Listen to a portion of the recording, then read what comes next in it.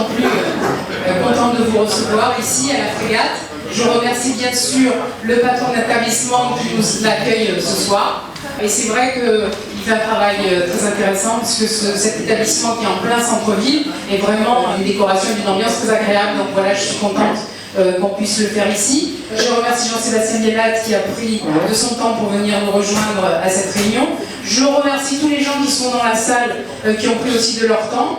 Je vois des présidents d'associations, des membres d'associations.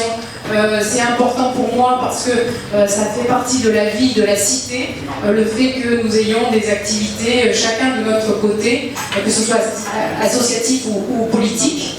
C'est intéressant de se retrouver. C'était important pour moi ces vœux parce que je l'ai fait ce soir sous une triple casquette. Et ça, c'est quand même assez étonnant, puisque je suis conseiller départemental, donc comme vous savez, depuis 2015, mais je suis aussi conseiller municipal et conseiller à TPM. Et au moment de présenter les vœux pour la nouvelle année, pour 2017, j'ai trouvé que ça pouvait être intéressant de faire déjà un bilan de 2016. Parce que souvent, on ne sait pas ce qu'on a fait. Le travail des élus est assez, pas obscur, mais enfin, on a du mal à le communiquer. En revanche, c'est vrai que c'était l'occasion, en images, de revenir sur un certain nombre de projets sur lesquels, notamment, j'ai travaillé, avec des partenaires qui sont des institutions comme PTP, comme la ville, etc. Alors, ce que je voulais vous dire surtout, c'est que, en tant que conseiller départemental, j'ai tenu à travailler avec toutes les collectivités qui sont dans notre secteur. Parce que je suis à la Seine-sur-Mer, je suis une élue d'opposition, mais pour autant, mon idée c'était que pour faire avancer les projets, il fallait qu'on se mette tous autour d'une table. Et c'est très important dans la manière de gérer la politique pour moi, c'est-à-dire je ne suis pas dogmatique, je suis pragmatique. Il y a des projets, il y a des problèmes, on va essayer de les résoudre. Donc, bonne année 2017. C'était le sens de cette intervention au conseil départemental. Au niveau de la majorité du département, il faut savoir qu'aux dernières élections, la gauche a complètement disparu. Nous sommes sur 46, nous sommes 40 de la majorité départementale, les Républicains et DELI, et il y a 6 élus du Front National. Enfin, il y avait 6 élus du Front National parce qu'aujourd'hui, ils ne peuvent plus constituer un groupe. À 6, ils constituent un groupe, et puis maintenant, étant donné qu'il y a eu 2 personnes qui ont été évincées de ce groupe, ils n'ont plus de groupe. Donc c'est pour dire que c'était pour moi important de parler avec le président, de savoir comment le département allait agir quand même sur notre ville à la Seine-sur-Mer. Donc ça, c'est les compétences du département, je vous les ai remises parce que c'est vrai que souvent les gens, et pendant la campagne, c'est ce qui nous a été dit, les gens ne savent pas vraiment quelles sont les compétences du conseil départemental, donc social, route, culture, tourisme, collège, sport, environnement. Alors je vous rassure, on ne va pas parler de tout ça. Je vais juste prendre quelques dossiers, et puis à chaque fois qu'on se verra, je mettrai en éclairage l'un ou l'autre des dossiers. Alors, nous avons eu de la chance, quand nous sommes arrivés, il y avait un projet en gestation depuis longtemps, c'était le rond-point de Bricomarché. Je vous ai mis l'article pour montrer qu'il a été concrétisé et qu'enfin, on l'a vu sortir de terre. Alors effectivement, c'était nos prédécesseurs qui avaient porté le projet. Il y avait une guerre qui s'était engagée entre des élus locaux. Et puis en fait, la réalité, quand je suis arrivée avec Joseph Mullet, donc mon binôme, puisque nous sommes élus à 2, nous avons constaté qu'en fait, le projet existait bien, mais il n'y avait pas de financement. Donc il a fallu que nous allions auprès du président et des instances départementales pour plaider la cause de ce rond-point. Et nous avons eu la chance de trouver des services et du département et de la ville qui se sont mis autour de la table pour pouvoir le sortir. Pendant, c'était la RD 559 qui est sur la ville de Sifour. Donc les aménagements que Jean-Sébastien Guélat, le maire de Sifour, avait demandé pour que la circulation, les bouchons n'envahissent pas son centre-ville tant que le rond-point n'était pas fait. Une fois que le rond-point a été fait, il y a eu cet élargissement au niveau de la RD 559 et notre souci d'avoir une fluidité sur ce territoire au niveau de la circulation a pu se mettre en place. Alors ça, c'est un autre projet. C'est un projet d'une dimension quand même largement supérieure, c'est la route, c'est la départementale, 2 fois une voie qui est derrière Auchan. Et tout le monde a pu constater que c'est très compliqué, alors il n'y a plus d'heures de pointe, c'est toujours encombré. Donc le département avait commencé à faire des travaux avec TPM au niveau de l'Angevin en bas, avait fait des aménagements. Sur la passerelle aussi, puisque Jean-Michel m'avait interrogé pour savoir pourquoi on ne connectait pas la passerelle qui avait été élargie. C'est chose faite, le chantier est en cours. Donc là, c'était une visite, on a fait une visite de chantier et on s'est fait expliquer le projet. Ça, c'est l'article qui est passé dans la presse. Et je remercie la presse parce que c'est vrai que nous avons eu une couverture qui a permis d'expliquer vraiment, dans le fond, ce qu'était ce projet, ce que ça représentait. Donc 2 fois plus de routes. On rappelle le montant quand même des travaux, 5,3 millions d'euros, ce qui n'est pas rien. Le projet a démarré en 2008. La déclaration d'utilité publique est de 2008. Pour dire que ces projets ils sont vraiment sur le long terme. C'est un chantier colossal qui permet de travailler sur la circulation et la fluidité de ce territoire. Vous le verrez, c'est un chantier qui va durer encore quelques temps. Il va être fondamental parce que, effectivement, notamment au niveau de la zone économique qui est en dessous, et notamment les plailles, ça va être un atout pour eux dans l'exercice de leurs activités économiques. Nous avons eu aussi un grand projet qui a vu le jour. Ce projet, c'est le collège Herminier. Alors moi, j'ai fait ma première année en 3e, j'ai fait le collège Herminier, venait d'être inauguré. Et c'est vrai que c'était très émouvant de se retrouver à la table de la discussion, de travailler sur ce projet alors que moi-même j'avais été élève dans ce collège. Donc la présentation a été faite à la presse, qui a aussi joué le jeu de nous accompagner sur la concertation, parce que ce qui était important pour moi, c'était de présenter avant tout aux parents d'élèves l'outil qu'on allait mettre au service de leurs enfants. Souvent on a l'impression que l'administration, plus elle s'éloigne des gens du quotidien, je dirais, et moins elle fait d'efforts pour communiquer, pour expliquer ce qu'elle fait. Donc ça c'est la première réunion que nous avons fait au collège des Samettes pour expliquer aux parents ce qui les attendait. Et on a vu qu'il y avait une grande inquiétude parce que les élèves de l'Herminier allaient être transportés à l'ancien Vallon.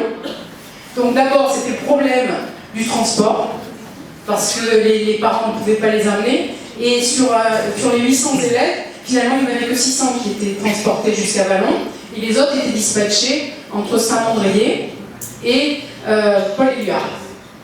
Donc c'était une vraie inquiétude des parents, et je leur ai proposé de faire une deuxième réunion à Saint-Vallon pour leur montrer les locaux, pour voir qu'ils n'allaient pas tomber dans un espèce de coup de gorge, et que c'était sécurisé, que les bâtiments étaient corrects. Donc ça c'est le projet du collège, pour ceux qui ne le voient pas, qui n'ont pas connu. L'idée c'est que sur l'avenue Verlac, il va y avoir une grande façade qui va dire ce qu'est ce bâtiment, parce que souvent les équipements publics structurent l'environnement, et là c'est vrai que le collège se perdait un petit peu dans le tissu, et il n'affirmait pas ce qu'il était. Donc là nous avons une grande façade, avec un grand parking devant, qui va simplifier le fonctionnement dans le quartier, et surtout derrière une grande cour qui sera beaucoup plus ensoleillée, et qui sera beaucoup plus agréable. Donc ça c'est la réunion. Alors la première réunion, on a été très surpris, on a eu bien 350 parents, ce qui nous a étonnés, mais la deuxième réunion, on en a eu 550. Donc on a compris qu'il y avait vraiment un enjeu pour assurer les gens. Donc là c'est, donc avec Joseph et Madame la principale, c'est la présentation de ce projet. Là c'est la visite. Là je vous ai mis quelques images parce que c'est quand même extrêmement spectaculaire de voir la démolition de ce bâtiment. Voilà, ça c'est la fin des travaux. Là vous voyez l'arrière, les démolitions ont été finies. Et là on va poser la première pierre. Donc c'était un moment pour moi très important parce qu'effectivement, vous savez que ce collège est fait dans un cadre un peu particulier qui est un partenariat public-privé. Et il n'y a pas que le collège L'Herminier en fait qui est en chantier, il y a aussi le collège de Saint-Raphaël et un collège à Colombrières. Et donc l'idée c'est que le président est venu parce que c'est un programme très important. Et c'était bien aussi de l'amener sur les terres sénoises, parce que c'est pas évident d'avoir un président qui est très sollicité, de venir voir ce qui se passe concrètement sur le terrain. Notre canton, donc vous avez compris, on est élus Joseph Emilien et moi-même, notre canton c'est Saint-Mandrier, la Seine-Sud et Siquefour. Pour montrer qu'il y a des travaux qui se font aussi dans les autres communes, là c'est un exemple à Saint-Mandrier, on a construit la restauration scolaire avec la salle de restauration, et donc on est allé faire la visite parce que c'est important aussi pour moi de montrer que nous sommes des élus qui nous occupons de ce que vivent les professionnels. Donc ça ce sont des écoles de Siquefour qui sont venus, des collégiens qui sont venus visiter la salle des délibérations de la préfecture parce que y a un souci aujourd'hui de citoyenneté et il y a des enseignants qui sont extrêmement engagés et c'était des écoles de Régnier et ils nous ont proposé ça, donc nous avons très volontiers organisé une séance où ils ont posé des questions et nous répondions à toutes les questions qui touchaient bien sûr le conseil départemental. Alors ça c'était la première délégation, c'était les routes, la deuxième c'était les collèges. Ce qu'on connaît moins c'est l'environnement. Et en fait, dès que j'ai été élue, j'ai été sollicitée pour présider un colloque sur la restauration des petits fonds marins. Et c'était à l'occasion de la sortie d'un livre, c'est un guide, à destination des collectivités, des mairies surtout, pour savoir quelles mesures il fallait qu'elles mettent en œuvre pour améliorer la qualité des eaux, et notamment de tout le biotope qu'on peut trouver dans ces eaux. Donc c'était important aussi de montrer que le département est un partenaire, mais un partenaire actif. Dans le volet environnement, en fait, il y a un organisme qui est extrêmement important qui s'appelle le Conservatoire du Littoral. Le Conservatoire du Littoral, c'est une instance qui dépend du ministère de l'Environnement et qui associe la région et le département pour mener des actions. Et notamment des actions sur l'achat de terrains qui sont en bord de mer prioritairement, mais surtout sur lesquels il faut mener une stratégie parce qu'ils sont parfois en danger. Principalement par la promotion immobilière, ne nous cachons pas la réalité. Mais donc, c'est assez intéressant de changer de dimension. Et donc, je représente le département dans cette instance, au Conservatoire du Littoral. Et j'ai mis cette image parce qu'on voit que la stratégie, c'est 2015-2050. C'est-à-dire qu'on change complètement d'échelle. On n'est pas dans la politique où tous les 2-3 ans il y a des élections et on se fait réélire. Là, c'est vraiment des stratégies sur le long terme qui doivent continuer à exister, quels que soient les élus finalement qui siègent. Et c'est intéressant de siéger à cet endroit-là parce que nous-mêmes, entre Saint-Mandrier, la Seine-Sud et la Seine en général d'ailleurs, et Sifour, nous avons un littoral qui est très important et qui est très impacté par tous les projets qu'on peut trouver sur ce littoral. Et principalement, nous avons à Fabrega, la grande maison, qui est une propriété du Conservatoire du Littoral, qui a échappé à la promotion immobilière parce qu'un temps le conseil départemental l'avait acheté, puis il a voulu se débarrasser d'un certain nombre de propriétés et le Conservatoire du Littoral est intervenu. Et dernièrement, on a inauguré la réfection de la toiture. Mais je vous encourage à aller voir ce domaine. Pour ceux qui ne le connaissent pas, il y a maintenant un exploitant agricole, un jeune type qui est très intéressant. Et voilà, c'est une opération qui est très intéressante, qui est sur le territoire sénois et qu'on ne connaît pas forcément. Alors j'ai mis cette photo et la suivante qui concerne le fort de Saint-Thème.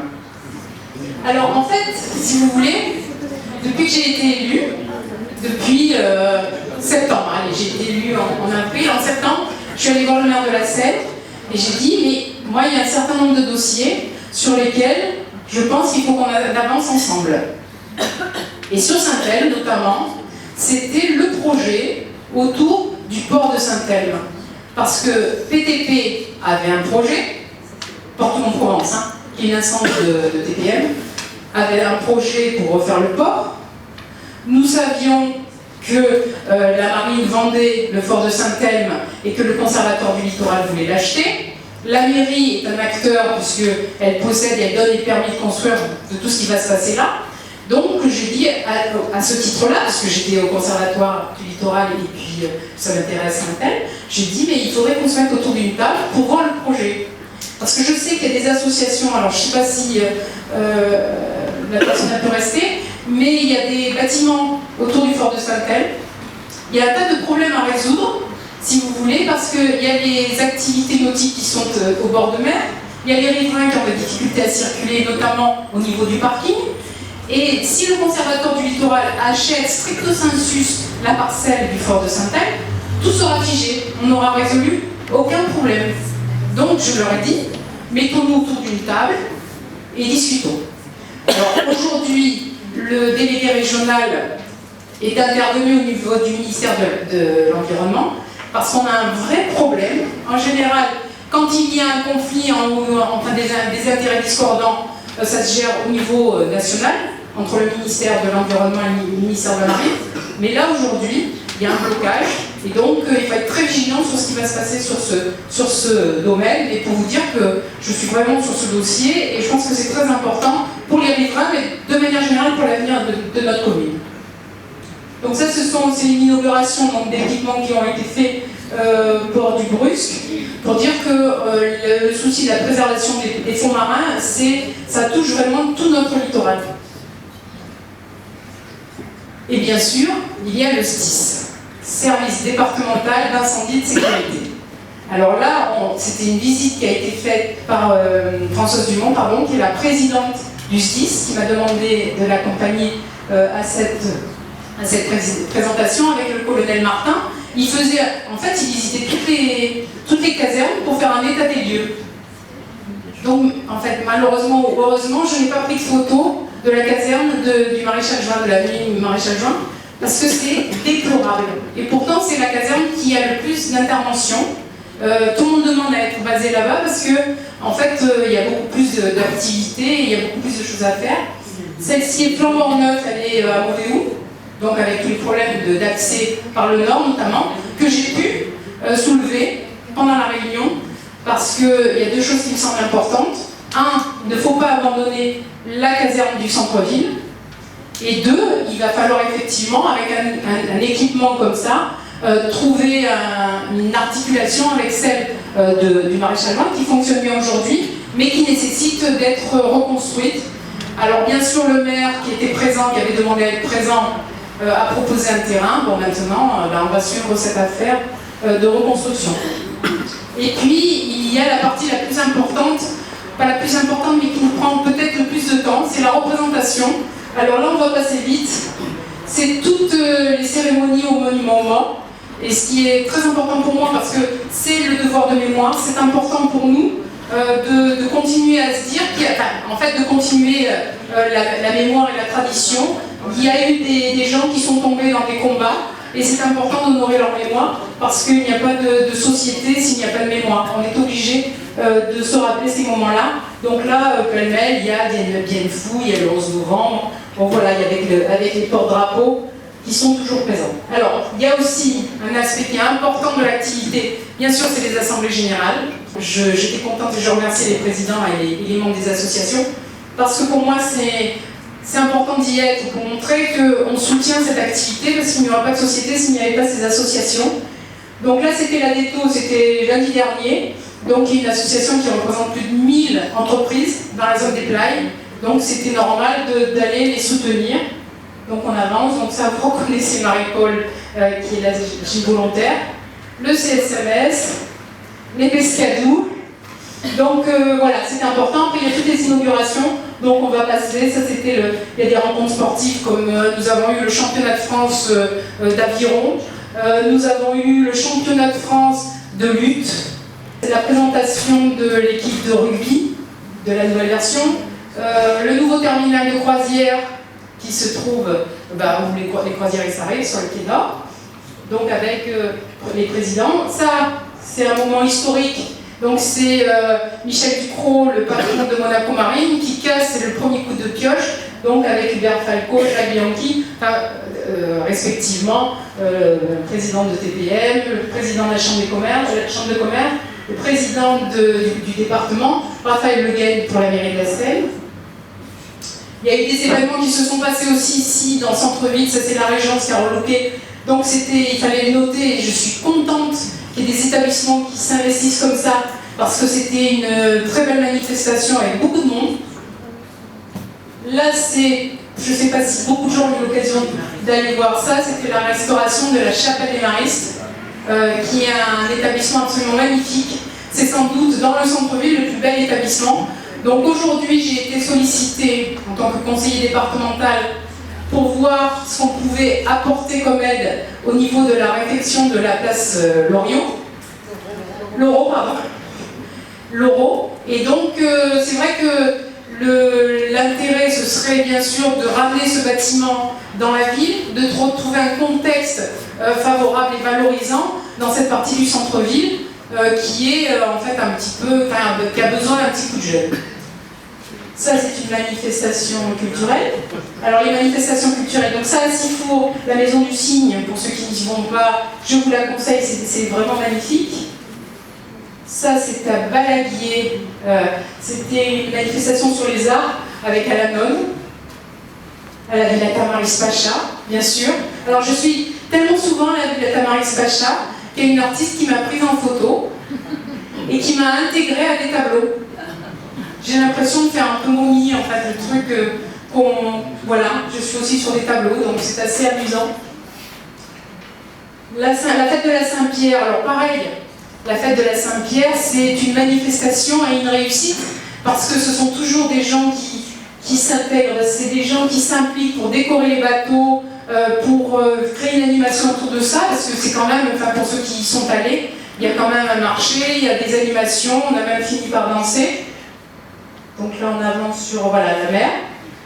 Le festival cubain, j'ai vu sa présidente et sa subvention c'est une peau de chagrin. C'est-à-dire que la ville se désengage de plus en plus.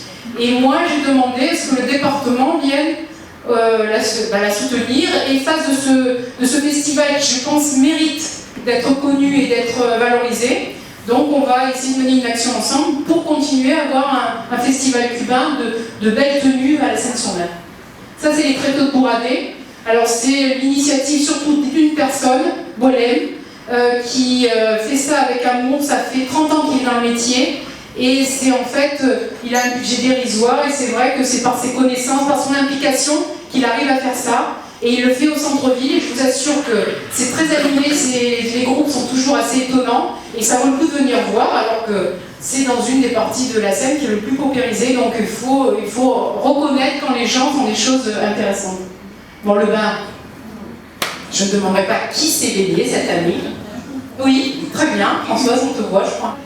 Donc voilà, pour dire que nous allons dans toutes les manifestations, toutes confondues, c'est-à-dire que c'est le Noël, là on est à la Navale, qui est vraiment l'association qui est faite par l'association historique des chantiers, et pourtant c'est bien de soutenir le travail qu'ils font, même si c'est une histoire et une mémoire un peu douloureuse pour eux, c'est bien d'être présent. Ça c'est un concert à l'église de Marlivaud, le 14 juillet, qui est une belle fête. C'est vrai que sur le port de la Seine, le 14 juillet ça vaut le coup, parce que le fait que la route soit fermée, qu'il n'y ait plus de voitures sur le port de la Seine, ça change complètement la perception qu'on a de ce lieu et ça devient extrêmement festif. Bon là il fallait bien que je me fasse plaisir un petit peu. C'était avec Georges Darmon, c'est ça, c'est Georges Gérard Darmon. On n'a pas tellement sympathisé en fait. Gérard Darmon, donc voilà, c'était à la Lagune. Ça, c'est chez des propriétaires, des gens qui ont ouvert leur maison pour faire une grande, qui ont reçu des tas de personnes qu'ils ne connaissaient pas forcément et qui ont fait un parcours historique dans la ville et ils sont revenus se retrouver dans cette Villa Blanche qui est une villa, je ne sais pas pour ceux qui connaissent, à Tamaris, qui a hébergé notamment, qui a été faite par les Bourdais dans les années 30 et qui a hébergé notamment Cocteau, des grands noms du théâtre de l'époque, les Piscadou bien sûr, un moment extrêmement sympathique avec le travail. Alors là on va s'arrêter. Travail important. Alors le fait du golf. Bon alors là c'était, si vous voulez, bon parce qu'il n'y a pas de transition, on n'a pas fait un PowerPoint super chiadé, hein, on a fait juste les photos comme ça. Jusqu'à présent je vous ai montré tout ce qu'il peut y avoir comme activité dans le cadre du job, voilà. Si on fait le job, ce qu'on fait, où est-ce qu'on se retrouve et quel dossier on poursuit. Et puis, écoutez, là, début du mois, ce qu'on savait déjà depuis 2 ans, puisque je me souviens que pendant la campagne, on nous avait dit que l'hôtel du Golfe était racheté par le Lièvre. Et on ne voyait rien venir, j'avais même appelé M. Maderne pour savoir, on ne voyait rien venir. Et là, on vient d'apprendre que l'hôtel du Golfe n'est pas trop vite quand même. Donc on vient d'apprendre que l'hôtel du Golfe va être réhabilité pour ouvrir en juin. C'était l'occasion pour moi, alors au début je me suis dit bon voilà, c'est bien si on a un établissement de 4 étoiles voire 5 étoiles peut vraiment s'installer aux Sablettes. Ça va remonter le niveau bien sûr globalement de la fréquentation et du prestige des Sablettes. Mais surtout, ça m'a rappelé que finalement, mon activité politique, je l'ai commencé à ce moment-là. Parce que ce bâtiment, il avait un permis de démolir en 1994. Et quand j'ai appris qu'il devait être démoli, j'ai monté ma première association. Donc voilà, c'est mon premier acte politique, mais c'était absolument pas dans la politique, c'était dans la vie publique.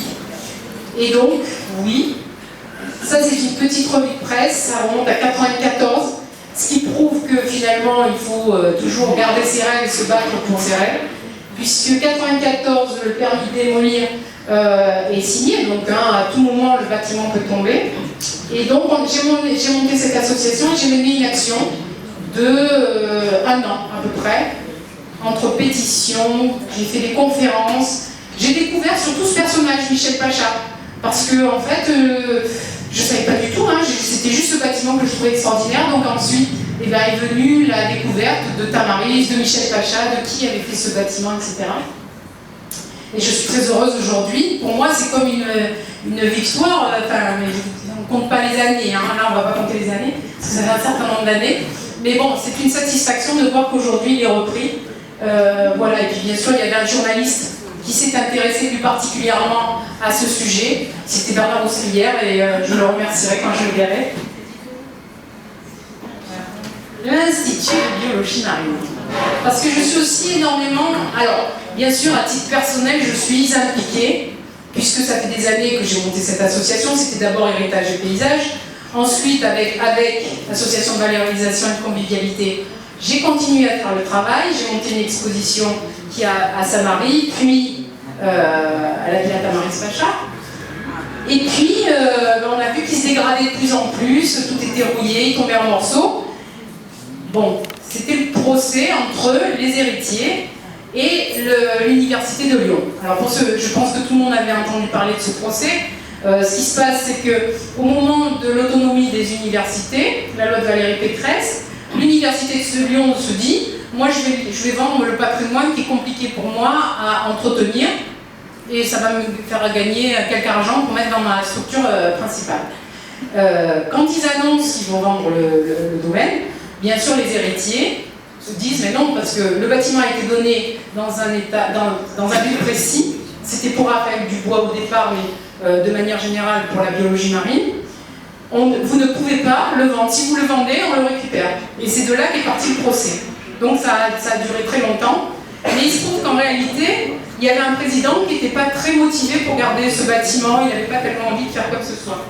Et puis derrière est arrivé un autre président, Fleury, Monsieur Fleury, qui semblait lui considérer que c'était un patrimoine qu'il fallait conserver, qu'il fallait faire un projet sur ce bâtiment. Et il y a quelque temps, on a vu des travaux commencer à se faire. Ils ont refait les grilles, les piliers, ils ont remis un portail. Donc moi j'ai eu la chance de rencontrer une équipe d'enseignants-chercheurs qui étaient sur Paris, qui m'ont interrogé sur ce bâtiment. Puisque je m'intéresse à ce patrimoine, ils sont venus enregistrer mon témoignage. Et donc, comme j'ai vu qu'il y avait des travaux, je les ai recontactés, parce qu'eux, ils connaissaient bien M. Fleury. Je les ai recontactés en me disant, mais bon, où est-ce qu'on en est? Ils ne peuvent pas faire des travaux comme ça, parce qu'ils ne payent pas à fond perdu quand même. Et en fait, il m'a dit qu'ils l'université avait eu l'assurance que s'ils perdaient le procès, on leur remboursait leurs travaux. Donc, j'en étais restée là.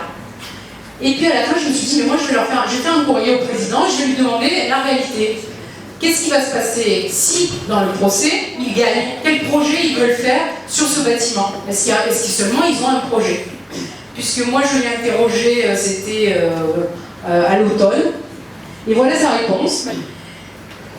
Donc dans la deuxième partie de mon courrier, je leur disais, mais moi je suis prête à monter pour travailler avec vous, pour faire des propositions.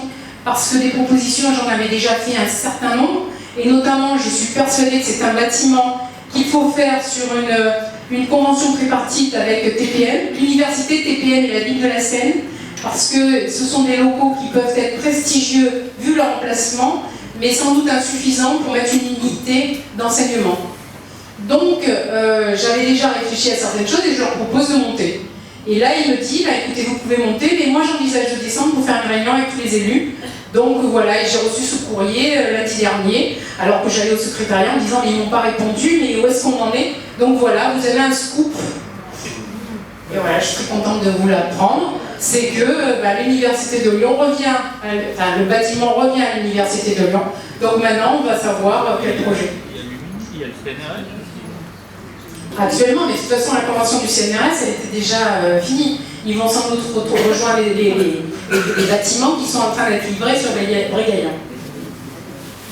Donc la corniche, bon, c'est un peu le serpent de mer parce que tout le monde m'interroge sur la corniche.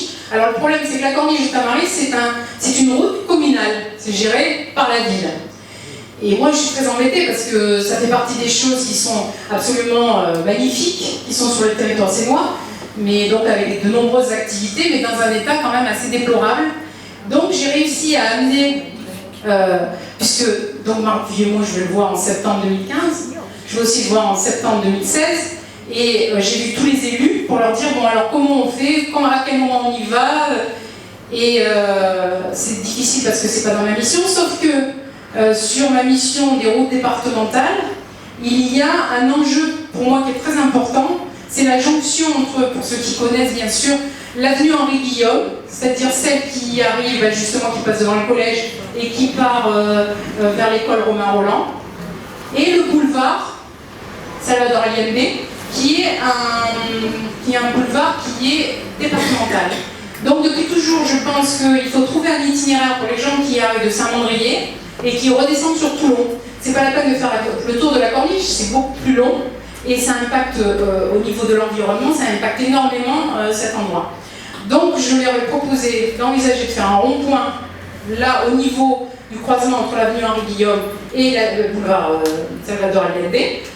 Tout le monde a été OK au niveau du département, ils me suivent. Ce qu'il y a, c'est que l'avenue Henri-Guillaume, c'est une voie TPM, parce que là, on est un peu dans le millefeuille territorial. Et j'ai réussi à faire une réunion donc avec la mairie, TPM et le conseil départemental. Donc nous sommes en bonne voie pour réussir à trouver une issue favorable à ces aménagements. Bon, ça, bien sûr, je pourrais vous le dire quand on aura... Et puis enfin, il y a le dernier volet, c'est la politique. Alors là, on va passer vite. La politique, on a ouvert une permanence sur le port de la Seine, parce que pour en arriver là, pour être élu et pour s'engager sur les projets, bien sûr, il faut être élu.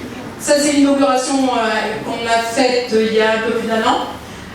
Là, c'est une réunion sur c'est nos 1 an de mandat avec Joseph Mullet, où là, on a parlé, on a évoqué plus ce qui se passe au niveau du département, mais sur les finances notamment, parce que le département met beaucoup d'argent sur des domaines très différents sur notre canton, si pour la Seine Saint-Mandrier. Je vous ai épargné les chiffres.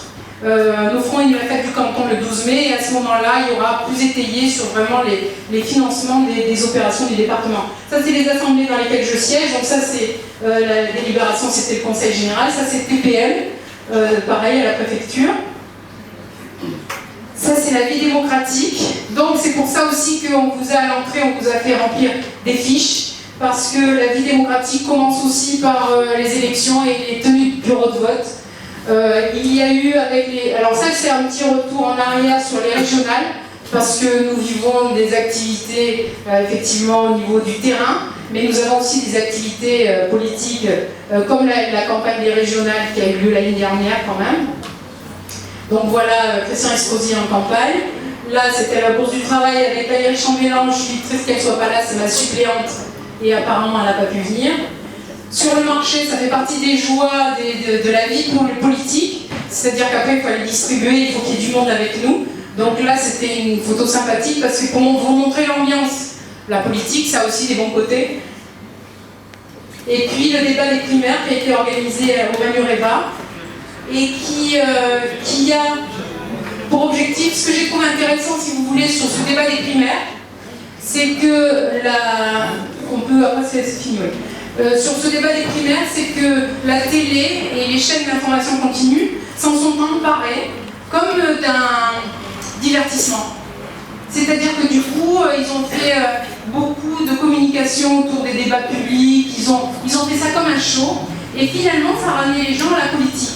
Alors on pourrait se dire, bon, c'est un peu dommage parce que ça discrédite un petit peu, parce que c'est souvent assez superficiel, mais nous, en faisant le tour des bureaux de vote pendant justement ces primaires, on s'est rendu compte que les gens du coup redevenaient intéressés par la politique, et c'est pour ça que vous avez rempli ce fichier, et que je vous invite à y retourner si depuis vous avez eu une inspiration, parce que c'est important pour notre vie démocratique qu'il y ait des gens qui s'occupent et qui prennent les choses en main. Autrement, on ne sait pas qui va être élu, et ce sont sur des proportions très, très petite de la population. Donc j'encourage tout le monde, bien sûr, à faire de la politique. Tout le monde n'est pas élu, hein, mais il n'y a pas besoin d'être élu pour passer des bons moments. Et le message que j'avais à vous faire passer pour 2017, c'est que je pense qu'on a intérêt à être ensemble, à marcher vers 2017 et puis toutes les élections qui vont suivre, parce qu'en 2017, il y a les présidentielles et les législatives. Donc, écoutez, j'espère que vous arriverez en 2017 à trouver le même entrain que moi, en tout cas, pour faire des choses pour notre ville et pour faire des choses pour notre pays. Et je vous remercie, je vous souhaite donc une très belle année 2017 et je vous remercie de votre attention.